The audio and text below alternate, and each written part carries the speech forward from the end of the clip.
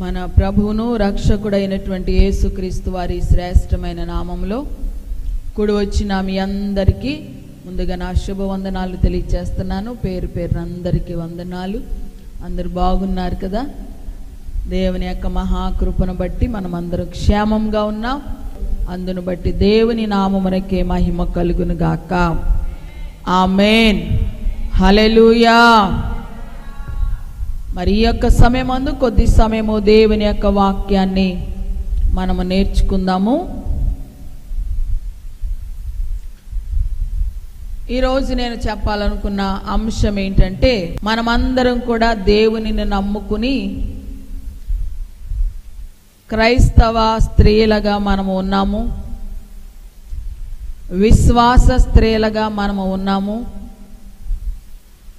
మరి విశ్వాస సంబంధమైన స్త్రీలుగా ఉన్నటువంటి మనకి, లేక క్రైస్తవ స్త్రీలమైన మనకి ఉండకూడని లక్షణాలు కొన్ని చెప్పాలని ఈరోజు సిద్ధపడొచ్చాను. దేవునికి స్తోత్రం. హల్లెలూయా.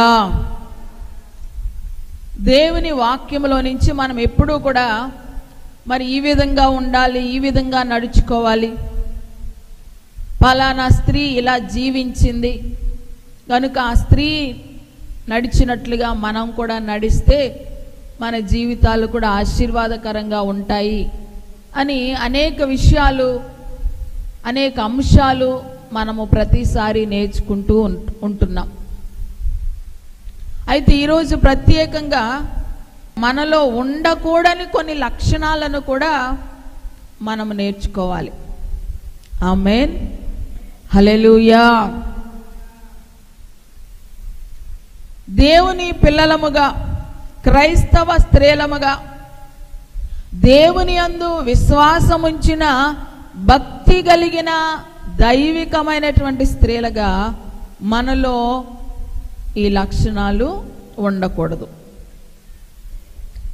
ఈరోజు వాక్యంలోంచి మనం వింటున్నప్పుడు ఒకవేళ అవి మనలో ఉంటే గనుక వాటిని మనము తీసివేసేసుకోవాలి, వాటిని మనము విడిచిపెట్టేసి మన జీవితాన్ని మరొక్కసారి మనము సరి చేసుకోవడానికి ఇష్టపడాలి. ఆమేన్. వాక్యము చెప్పుచున్నప్పుడు కొన్ని సందర్భాలలో ఆ వాక్యము మనలో ఉన్న లోపాలను ఎత్తి చూపిస్తుంది. ఎప్పుడైనా వాక్యము మనలో ఉన్న లోపాన్ని ఎత్తి చూపించినప్పుడు మనం ఏం చేయాలో తెలుసా? కోపగించుకోకూడదు, నా కోసమే చెప్పారేమో అనుకోకూడదు. ఇక్కడ నిలబడుచున్న దైవజనులు ఎప్పుడు కూడా ఒకరిని ఉద్దేశించి మాట్లాడరు. దైవికంగా దేవుని గ్రంథంలో ఉన్నటువంటి విషయాలు తెలియపరుస్తూ ఉంటారు. ఎందుకు అనంటే సహజంగానే ఇటువంటి లక్షణాలు ప్రతి మనిషిలోనూ కూడా ఉంటాయి కనుక అవి ఏదైనా మనలో ఉన్నప్పుడు అనిపిస్తుంది, నా కోసమే చెప్పారేమో అన్నట్టుగా అనిపిస్తే దానిని బట్టి మనము కోపగించుకోకూడదు. కానీ దానిని బట్టి మనం ఏం చేయాలి? వెంటనే ఆ లోపాన్ని మనము సరి చేసుకోవాలి. ఎందుకంటే వాక్యము అద్దము లాంటిది. ఏంటి చెప్పండి? అద్దము లాంటిది. మనం అద్దం ముందుకు వెళ్ళేసరికి మన ముఖం మీద ఏదైనా మచ్చ ఉంటే కనిపిస్తుందా? కనిపించదా? కనిపించిన వెంటనే మనం ఏం చేస్తాం? తుడుచుకుంటాం కదా ఆ మచ్చను. అద్దం చూపించినా తుడుచుకోకుండా ఎవరు వెళ్ళరు కదా. ఆ మచ్చ కనబడగానే వెంటనే తుడుచుకుని మనము మొఖానంతా శుభ్రం చేసుకుని పక్కకు వెళతాం. వాక్యము కూడా అలాగే అర్థము లాంటిదన్నమాట. ఈ వాక్యము మనం ఎలా ఉండాలో చెప్తుంది, ఎలా ఉండకూడదో కూడా చెప్తుంది. ఈ వాక్యము కొన్నిసార్లు మన జీవితాన్ని పరిశీలించి మనలో ఉన్న లోపాలను ఎత్తి చూపించినప్పుడు వెంటనే వాటిని మనము తుడిచేసుకోవాలి, వెంటనే వాటిని మనము సరి చేసుకోవాలి. ఆమేన్. హల్లెలూయా. సరే, ఈరోజు మనలో ఉండకూడనటువంటి లక్షణాలు ఏంటో తెలుసుకుందాము. మొట్టమొదటి లక్షణం ఏంటంటే క్రైస్తవ స్త్రీలుగా, భక్తి కలిగిన స్త్రీలుగా మనలో ఉండకూడని లక్షణం ఏంటంటే తొందరపాటు ఉండకూడదు. ఏముండకూడదండి? తొందరపాటు ఉండకూడదు. సాధారణంగా స్త్రీలమైన మనకి ఎక్కువ కంగారు, తొందర, ప్రతి విషయంలో ఆవేశం ఎక్కువ. ప్రతీది కూడా ఆలోచించుకోకుండా ఆవేశంతో మాట్లాడేస్తాం. తొందరపాటులతో నిర్ణయాలు మనము తీసుకుంటా ఉంటాం. అలా మనము తొందరపాటు కలిగి నిర్ణయాలు తీసుకోకూడదు. ఆవేశంతో కొన్ని పనులు మనము చేయకూడదు. తొందరపాటు అస్సలు మంచిది కాదు. మనకి నిదానమే ప్రధానం అన్నారు. హల్లెలూయా అన్నారా లేదా? నిదానమే ప్రధానం. మనకి ప్రధానమైనది ఏంటంటే నిదానం. తొందరపడకూడదు ఏ విషయంలో కూడా. ఓర్పు కలిగి ఉండాలి స్త్రీలముగా, సహనము కలిగి ఉండాలి. కొంచెం ఓపికతో ప్రతిదానిని కనిపెట్టుకుని ఉండడము స్త్రీలముగా మనం నేర్చుకోవాలి. ఈరోజు దేవుడు అది మనకి నేర్పిస్తున్నాడు.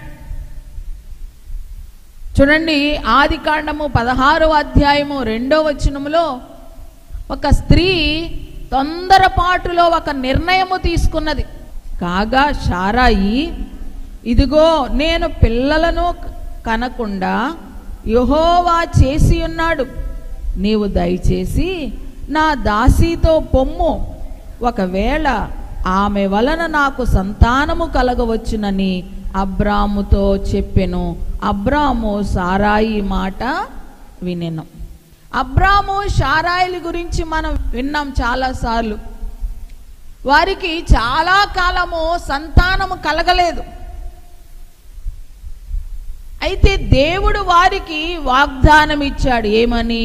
నిశ్చయముగా నేను మీకు సంతానాన్ని ఇస్తాను, మీ సంతానమును ఆకాశ నక్షత్రముల వలె చేస్తాను, సముద్రపు ఇసుక రేణువుల వలె మీ సంతానాన్ని నేను విస్తరింప చేస్తాను అని దేవుడు వారికి వాగ్దానం ఇచ్చాడు.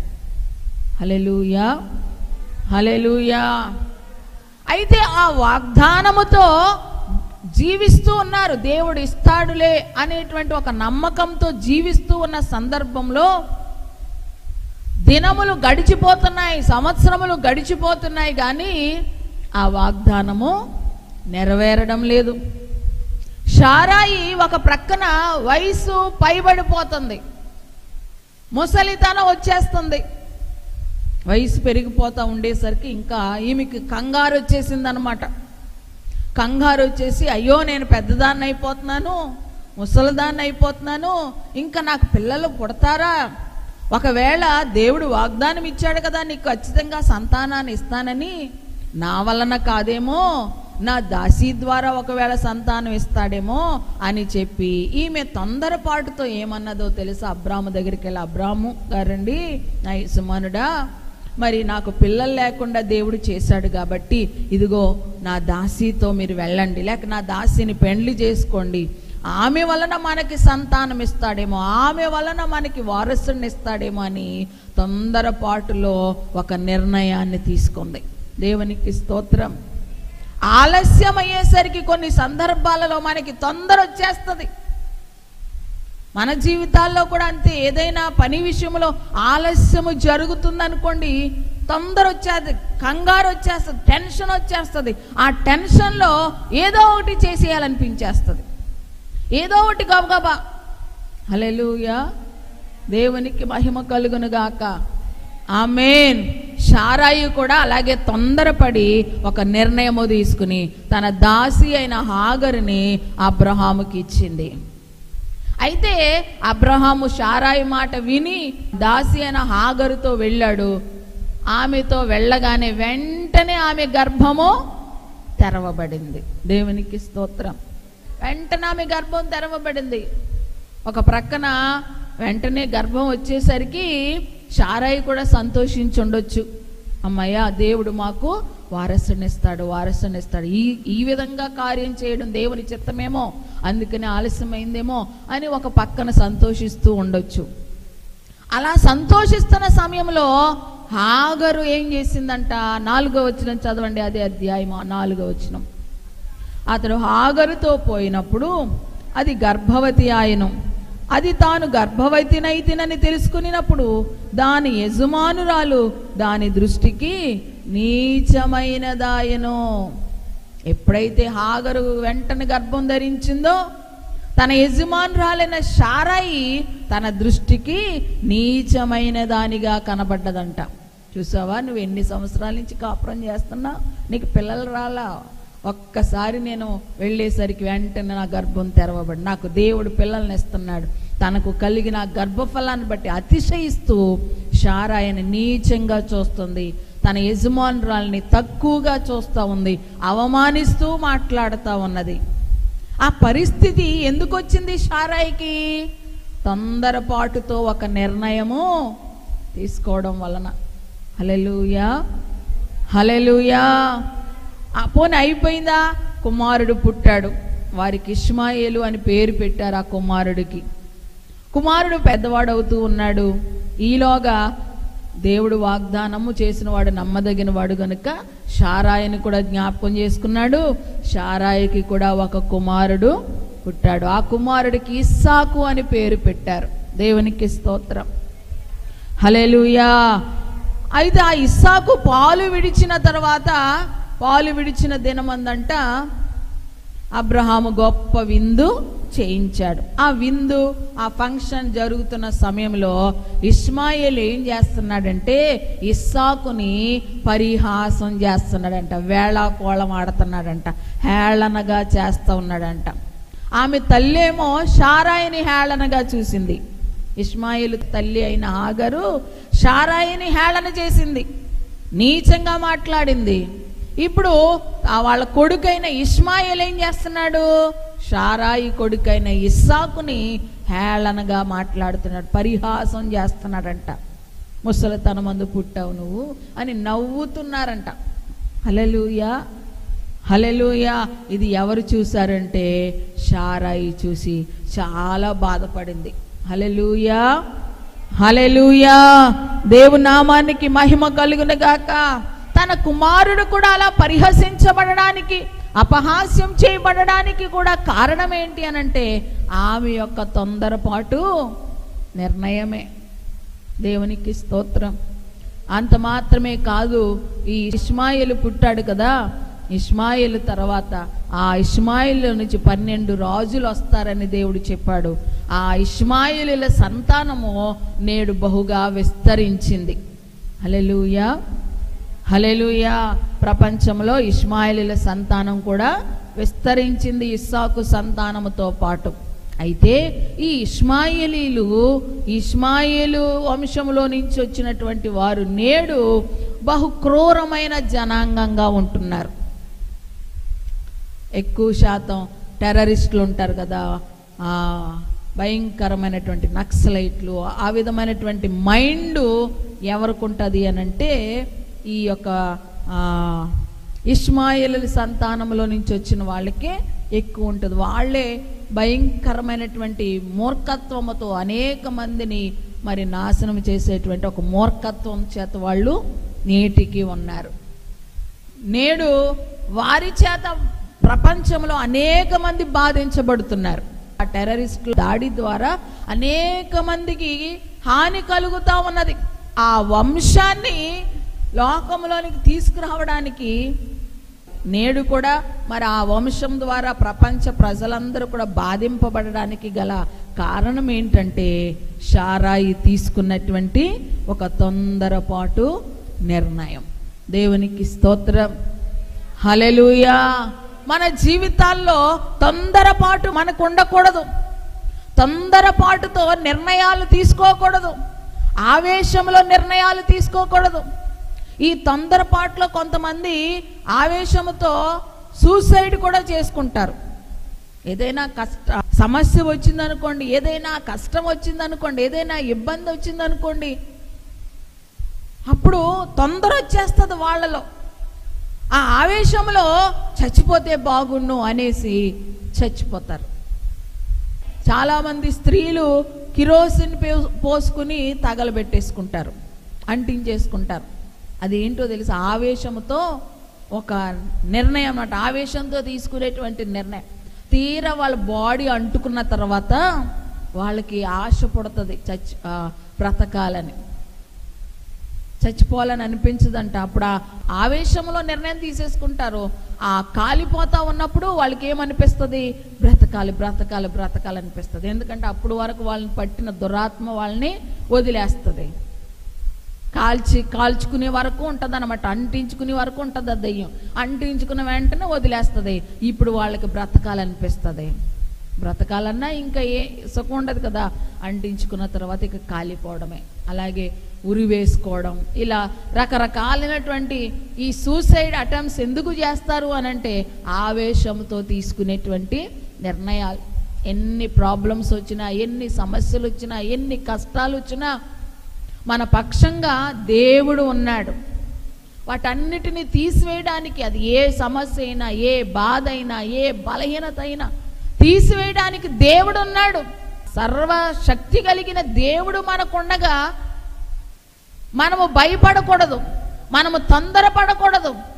దేవుడు నా పక్షంగా ఉండి వీటన్నిటి నుంచి విడిపిస్తాడు అని మనము ధైర్యంగా ఉండాలి. అంతేగాని తొందరపడి నిర్ణయాలు తీసుకోకూడదు. ఏ విషయంలోనైనా తొందరపాటులో మనం నిర్ణయాలు తీసుకోకూడదు, తొందరపాటు ఉండకూడదు. నిదానంగా ఆలోచించాలి ప్రతిదానిని. హల్లెలూయా. ఇలా చేస్తే మంచిదా కాదా, ఇలా వెళితే నాకు అది ఉపయోగమా కాదా అని ఆలోచించాలి. దేవునికి మహిమ కలుగును గాక. ఆలోచించి నిదానించి అప్పుడు అడుగు మనము ముందుకు వెయ్యాలి. బైబిల్ గ్రంథంలో యెషయా గ్రంథం 40వ అధ్యాయము 31వ వచనం ఏం సెలవిస్తుందంటే, 40వ అధ్యాయం 31వ వచనంలో, యెహోవా కొరకు ఎదురు చూచువారు నూతన బలము పొందుదురు. చూడండి 40వ అధ్యాయము 31వ వచనం. యెహోవా కొరకు ఎదురు చూచున వారు నూతన బలము పొందుదురు. వారు పక్షిరాజుల వలె రెక్కలు చాపి పైకి ఎగురుదురు, అలయక పరుగెత్తుదురు, సొమ్మసిల్లక నడిచిపోవుదురు. హల్లెలూయా, హల్లెలూయా. యెహోవా కొరకు ఎదురు చూడాలంట. నీకే సమస్య ఉన్నా, ఏ కష్టం వచ్చినా, ఏ ఇబ్బంది వచ్చినా దేవుని కార్యము కొరకు ఎదురు చూడాలి. దేవుని కార్యము కొరకు కనిపెట్టుకోవాలి. ఎదురు చూడడం అంటే ఏంటంటే వేచి ఉండడం. వేచి ఉండడం, ఎదురు చూడడంలో చాలా ఓపిక కావాలి. హల్లెలూయా, హల్లెలూయా.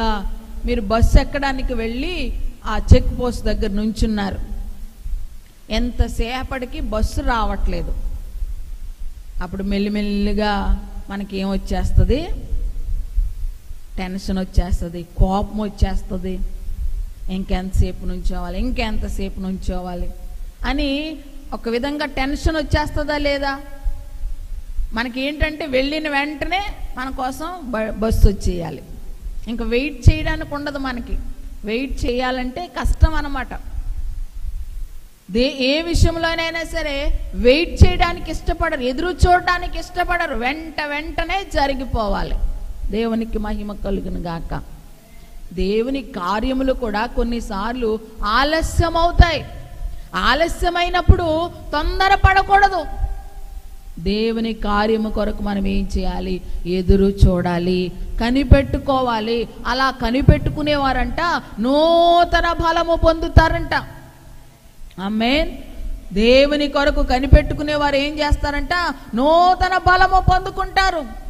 పక్షిరాజు వలె రెక్కలు చాపి పైకి ఎగురుతారు, అలయక పరిగెత్తుతారంట, సొమ్మసిల్లక నడిచిపోతారంట. దేవుని కార్యముల కొరకు ఎదురు చూచేవారు ఎప్పుడు కూడా అలసిపోరు, సొమ్మసిల్లిపోరు.